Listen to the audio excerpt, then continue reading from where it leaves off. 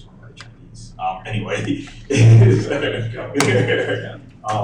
is looking at this well because in terms of VR and AR, I mean, I go to Beijing once every quarter, and some of the technologies that I'm seeing over there, they're moving a lot faster, and it's because of the 5G connectivity that they have. So in terms of like thinking about policy, I mean, I feel like it's one of those things where, you know, is it something where we will need to make mistakes first, and then policymakers will kind of come in and then govern us, or can we govern ourselves before we even get there? And I'm not sure if we can.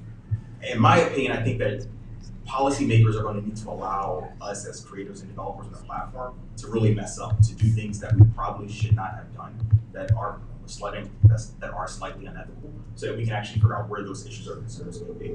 Because right now, it's still rather early to say, like, okay, how do we make sure that everyone has proper mobile broadband access in terms of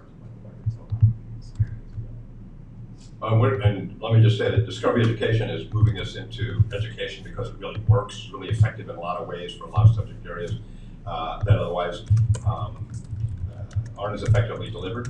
But in terms of policy, you two are a new industry. I mean, we're going to start with schools and then hopefully go at home. But if we want this industry to grow, like the video business grew, like the software business grew, then you've got to have the highway that people can use that. It's 1%, but I think your stuff could be 10%. Oh, if everybody had access. Oh, without a doubt. Because I mean, right, think about it in terms of 4G versus 5G right now. So one of the biggest issues right there is the latency, right? So when you talk about latency, you're talking about the responsiveness of how it can actually work. So you're so deep in the hardware, right? But lazy when you look, but the image doesn't go with you. Yes. So it's really annoying. That's what this stuff does. Yeah. And because of that, typically I think they say anything under 50 milliseconds is good latency.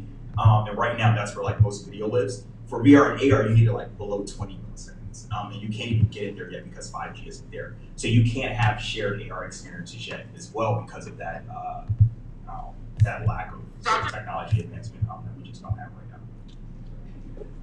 now. I share some of your thoughts about that, but I'm also really concerned about giving the industry total power right now and letting them mess up with my data. I'm not okay with that.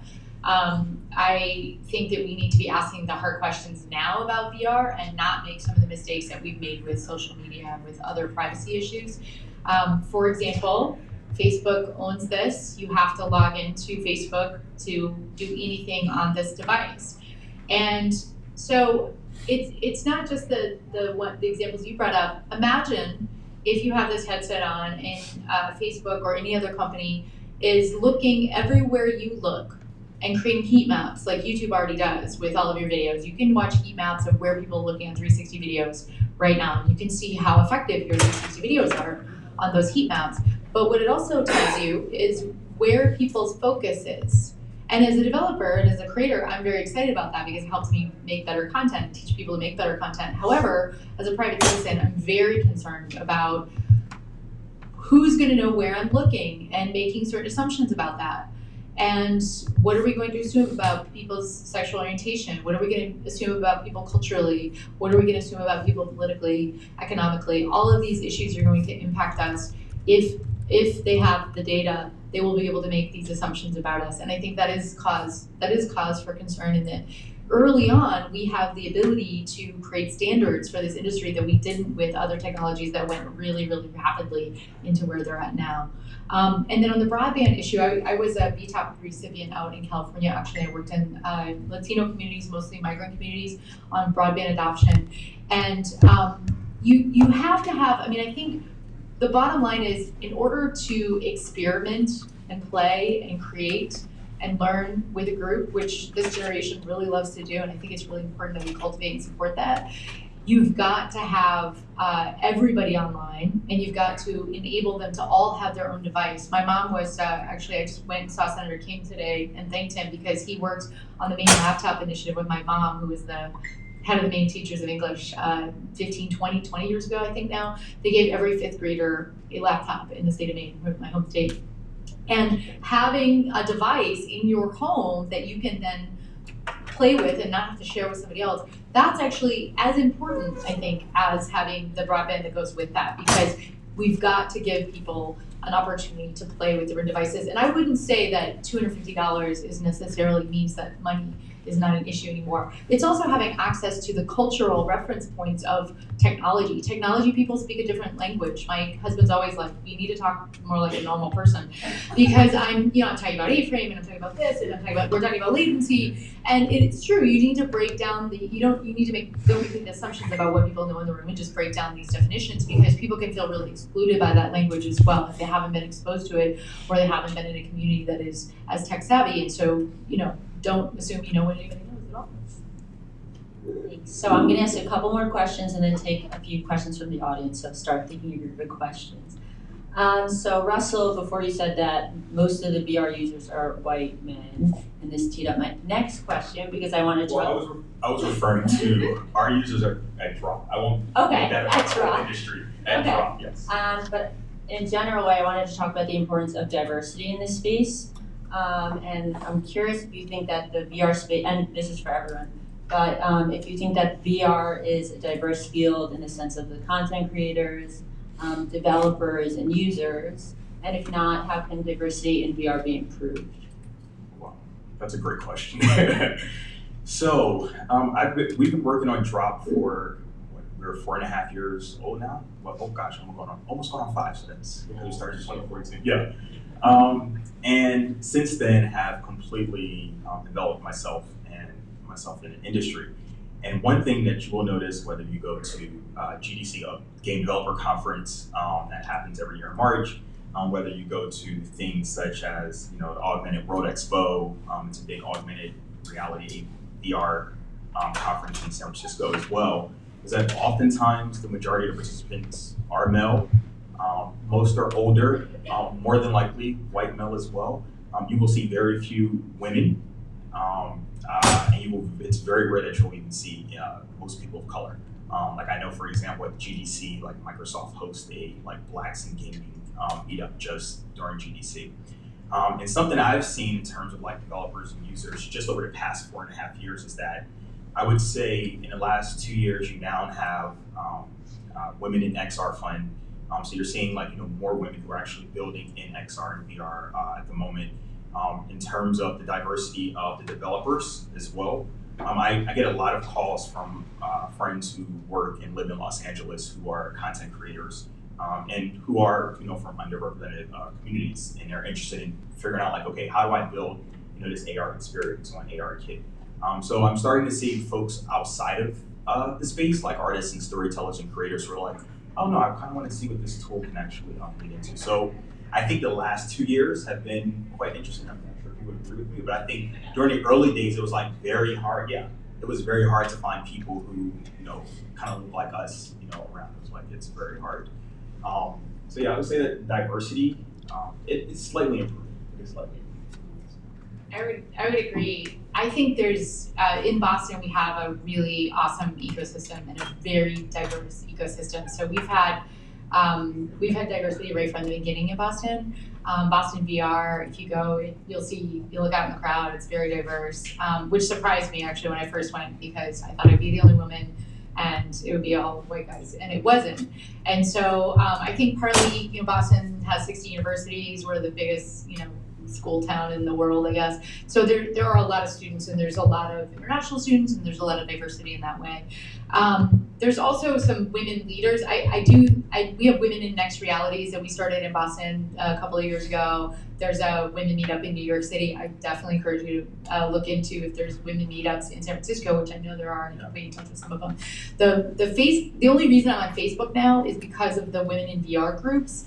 They are prolific. They are constantly posting jobs and helping each other out. I mean, it is not uncommon for women, at least women in our field, to have 50 people post on, hey, what kind of curriculum can I use for this project I'm doing? Or, hey, does anybody know any projects in Berlin? Or, hey, can I find a Unity developer to do this? So there's a lot of helping each other that reminds me a lot of 1999, which was, I was a web developer in 1999, and we were all helping each other out, and there were computer using groups, and we'd meet and we'd all help each other. And that's really, VRLA came out of that. Actually, VRLA came out of a meetup group, and it was one of the biggest tech expos for VR of recent years, and it had that community vibe really strongly. And so I do think that there are a lot of spaces in VR that I did not see in even the early days of the internet in Silicon Valley that are very conducive to diversity and inclusion. I think generationally, most people that I work with could be my daughters and sons. So, they're 25 years old and they've already started. One of our hackathon participants, it was her first event. She's from DC, Morgan Mercer. She came up to Boston for our ECO hackathon in April of 2017. She had never done anything with VR at all. And Morgan, she's African American, she is entrepreneurial, she's super smart. She basically now has a $10 million company with contracts with all kinds of tech companies, and it's a VR product that's all about sexual harassment training. And I just think that's amazing because of how young the industry is and because of the inclusivity that I think a lot of us have felt, a lot of things are possible right now. The other two folks I want to mention is just Kamal Sinclair, who's done a lot of work with the Ford Foundation. She has an awesome series, I guess, a blog and reports on making a new reality about how VR is conducive to diversity and inclusion and how we can do more about that, especially in the stories that we tell. If you have women creators and people of color creators, you're going to have stories that are really different than some of those algorithms that have been built on the web, that when you look for CEO, for a woman CEO, you get a picture of CEO Barbie. Still in the first page, in the first search forms, right? So we have an opportunity to build something different now, and I think I'm excited about it, as you can probably tell. I think there's a lot of opportunities for us to bake that in now. But I think we have to do it in a really conscious way. We have to talk about privacy, and we have to talk about inclusion now. Yeah, and I would agree with that. Let me just say that one of the things I got to do, it was last Saturday, is host the 53-year-old California Student Media Festival. These are all projects from kindergarten through 12th grade. So I've been looking at it for 20 years. And we just did it last Saturday. Lots of women, lots of people of color, they're all there. They can all make this stuff. And right now we don't have a vision of what a VR creator looks like. I mean, it's a lot of white males, but no one else really does. What does it look like? We can change what people look like and therefore change the way kids guide. And to do that, we need to start, that's why our lunch conversation is so good, getting kids to do this. So when we talk about barriers, I was talking about schools, so $250 is 3 textbooks, really 2 textbooks. That's it. If I can get this and this, the equivalent of 4 textbooks, into the hands of the kids we're talking about to create their experiences, this isn't owned by the old guard anymore. This is owned by the new guard. And we can do that and celebrate that and create festivals for that, and lots of stuff will change. So now is absolutely the time to start moving this stuff, modeling this stuff in the kindergarten through 12th grade space. That's why our conversation was so good. That's great, thanks. So we're running low on time, and I'm wondering if there's a couple quick questions from the audience. Wow. That's great. Such an engaged crowd. Way more than the other panels. Remember my rule? It's the end of the day. Remember my rule? We're asking questions, not giving long monologues. Thank you all for a great panel on this subject. Antonio White, Beyond Ideas Group. You all talked about the diversity and inclusion issue, and it seems as though, the way I understood your response is, the only way to sort of combat that is from a grassroots approach. But what we know from like diversity and inclusion practice is, unless it's centered at the highest platforms and the executives are the spokespeople for those issues, it's hard to move the needle. So understanding how intellectual and economic capital flows through these big companies, what can companies be doing to make sure that there are more people of color or from disadvantaged backgrounds who are able to help create and shape those experiences, so that if you're trying to build compassion and empathy, those experiences on AR, VR actually reflect the reality. And then the second part is, I've been doing some work with the Berkman Klein Center at Harvard on misinformation, particularly through social media and how it impacts people of color. Do you all foresee, with the future of AR, VR, us needing to have a public education about how you perceive this AR experience, so that it's not a developer or a person with a certain perspective on how they want you to see the world, but it is actually authentic and true and based in real information, not misinformation? So I know it's a 2-part question, but please respond anyway. Thank you again. I would love to touch on your first question, which is the responsibility that companies have. So something I've looked at is, one day, I'll never forget, I was looking at the team, and I realized that everyone on our team at Drop has gone to a top engineering program, and more than likely he or she is either a white male or Asian, for example. And I bring this up as a very personal story when I thought about it. And the reason I was like, why is it that all of our engineering talent pretty much looks the same and has very similar lived experiences? And I realized that when I looked at the makeup of the team, is that the team is ex Sony PlayStation VR, the team is ex Google Daydream, and the reason that when they work at Drop is because of course we only hire the best, is that oftentimes when you look at these larger companies, I've noticed that there are not a lot of women and people of color on the right product teams where they can get the experience that they need to then shift into a startup.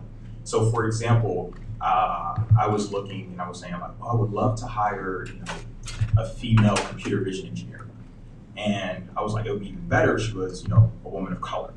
And one of my friends, she leads a very prominent machine learning team at a startup in San Francisco, and she said, where are you going to find her? Because there are probably only a handful, and most of them probably have research institutions. So when I look at larger companies, something I would like to see is that when they're recruiting specifically I'm talking about engineering talent, when they're recruiting engineering talent, to put them on the right product teams, the ones that actually truly matter, where they'll actually get the experience that they need, that they can then take that knowledge capital and then bring it to a company like Drop. They can bring it to other organizations. Because that's an issue that I'm recurrent, and not even I, but I've talked to other founders about it as well, that we're seeing right now, is where it's like, why don't these folks have the knowledge capital? Because if you think about it, right, if you look at, I know we were talking about like HBCUs, for example, and something I've seen is that oftentimes a lot of HBCU graduates who then go take on engineering jobs at large companies, they aren't on the right product teams. They are working on engineering problems where I'm like, you can have someone who just learned how to program yesterday actually fix that. But imagine if that HBCU graduate now works on the Siri team at Apple, and then he leaves and goes starts a machine learning startup. That's a completely different trajectory compared to working at Apple on Apple Music fixing bugs because the user couldn't get the next screen to work. So I think that the long-winded response to your answer is that I would love to see larger companies put engineers and folks who kind of hold the knowledge and technical capital in the right positions. Because I think that right now, tech is a major wealth generator. Let's not ignore that. And a lot of that wealth generation can only happen by people who have the knowledge capital and who are technical. And who will leave their company. Yeah, I want to address the other thing that you brought up, two things. One, yes, that's true with companies, and companies, I think one of the things very specifically that they can do to attract diverse talent is to pay people to come to hackathons. So I saw Bose do this recently, and I thought this was awesome. So, one of my staff people was able to get paid $1,000 to do a 3-day product hackathon. Because those companies, when you go to a hackathon, they're using your ideas. You're selling them something whether you realize it or not, and you're usually doing it for free. So if they want to make sure that they're attracting diverse folks, they're going to get more people from different backgrounds if they're paying them in exchange for that. Secondly, the grassroots diversity thing for me, we have 1,500 community media centers around the country. We're under attack right now. There's an FCC order. Proposed rulemaking that could really hurt us, 05311, I believe, that could take away half of our funding. We have been for 35 years providing training to anyone in the community who wants to come in and make content, and we're doing the same thing in VR. I'd like to see us be protected so that we can continue to do this work. And also we work with libraries and arts organizations and film festivals. Those folks are all doing that work, and they're attracting a really diverse group of creators and makers to their spaces. And lastly, building a network. So one of the best things if you, I think for getting more diversity and inclusion is to give access to your networks, right? So that's what I see a lot of women doing for each other, is that we're giving each other access to networks. I do not even hesitate a minute if a woman reaches out to me on Facebook and says, hey, I'm a woman in VR, Do you have time for a 30-minute call? Yep, absolutely. So I think all of us who have talent and who have interest in nurturing the field, we should all be doing that right now, no matter what age. You know, I have 25-year-olds mentoring 50-year-olds, and we have a lot of women who are coming in and creating, and sometimes they get sidelined to marketing teams or communications teams or taking the notes for the meeting teams. And I want to put them into positions where they're the engineer, they're doing all of the product, not only the design, but actually doing the coding. So we need to, as allies, make sure that women are getting put into positions where they can have an opportunity to learn some of those skills. Because that's why the white guys just, stand up and do it, and sometimes we don't, and so we need help. And so I think helping each other will do that. Sorry, that wasn't short. I meant to. But one of the things that we do is to Discovery Education, we take that very seriously. One of the things, and Charmaine could talk about this better than I could, but we work with companies like Toyota to do content creation challenges. And that's where you see every kind of person come up and do that. The last Toyota Challenge ones, I think, were two high school girls of color. And if you can, Tata, the consulting firm, who has a computational thinking site that's all free, all offered free, it's in English, it's in Spanish. Those things are really important, and we can get them started before they get out of high school. Then when they hear you and talk to you, you can pull them in a direction, they'll have the skills and the interest, and know that's something they want to do. So start young, go to your school, see if they're doing that, and that they're not just driven by test scores. I know test scores are important, but say, are you giving kids in this school the chance to create material for this? Because they can do that. That personalized experience question, by the way, that you asked about ER, all media is edited, right? And so the best thing we can do is teach young people to have really awesome critical thinking skills. And I have to say, I work with a lot of young people who don't seem to have that as a priority, and we really need to help them make that a priority, because whatever media form we move to, if they're not thinking critically about both their role as a creator and their role as a consumer, we've lost everything. All right, so we're gonna combine two questions here. So I need these questions to just be 30 seconds or less. I need the responses to be 45 seconds or less, okay? I have a question about how you all are approaching policymakers and regulators with VR, either what Kathy just talked about with the FCC regulations, but more importantly, how the nonprofit groups and other, or maybe not more importantly, but how other groups are utilizing VR technologies to present their case for whatever it is that they're doing at the policy level. Because in my experience, we are going to find the VR and experience the VR as general public, as policymakers, as people needing to be entertained or in gaming. So what is that looking like, and what can that look like? Thank you. Okay, let's go ahead and get this question in, and then you guys can answer. Mine's like a very different question. It's more about, and I think the woman here from Brookline might have the best answer for this, but and I'm a neuroscientist by training. I'm just curious, in parallel, is there a body of research that's looking at the cognitive? You've talked a lot about cognitive immersion, to the point that I was like, thinking about cognitive immersion in the different communities. So my question is, where are things at? I know everything's very nascent right now, but where is it at in terms of understanding what does that immersion actually do to us in terms of our cognition and how we're experiencing that?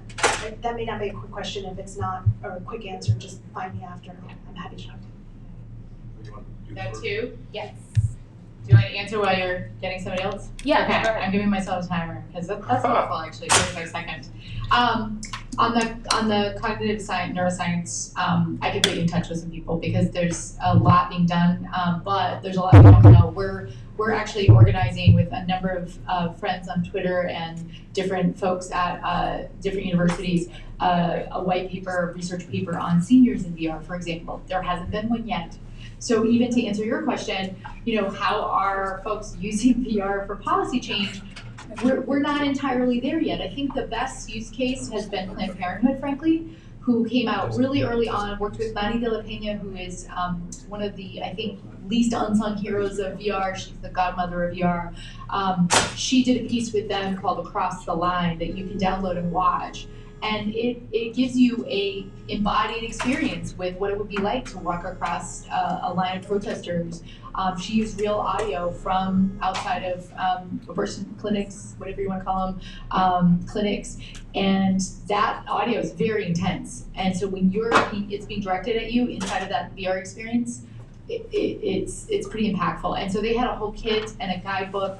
We have a project on immigration and migration storytelling that we're using as a policy and a facilitating community dialogue conversation. I can tell people more about it if you come up and talk to me. And we'll be at the thing tonight too. In terms of the research, I'll just say that there is some research. It's growing. It's not there. Ted DeCano, the congressman who sponsored this, started off talking about how it's being used in VA hospitals now for post-traumatic stress syndrome and how effective that is. I've seen studies with pregnancy that it reduces the pain of childbirth, things like that. So there is some stuff there. The experience, and especially as it gets to this level, can do wonderful things. But the research is just growing. I just saw a study just this week actually that VR, they compared VR and other pain reducers, and VR was like the best because it actually is and no drugs. No drugs at all. So they were actually, there was a study or something I saw this week, I think it was an article about the opioid crisis and how might we use VR to move people out of addiction, which is an interesting idea. And again, we have to do more research on that. And I would just quickly say, check out Stanford's Virtual Human Interaction Lab. They do some really impressive white papers on presence, immersion, cognitive understanding of VR. Yeah. Great. Unfortunately, we have to wrap up, but thank you so much to our panelists. It was wonderful.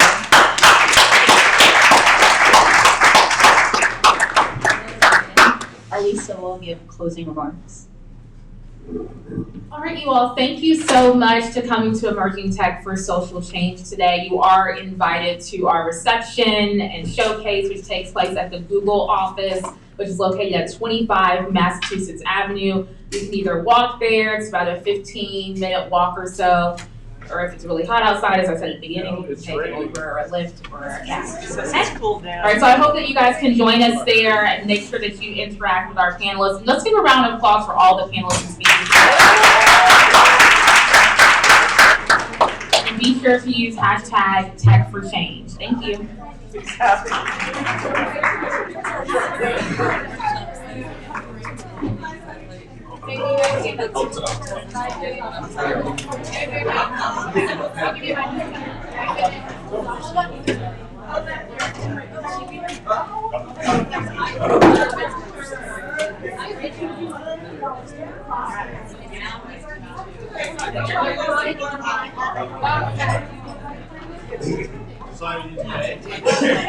I think we're good.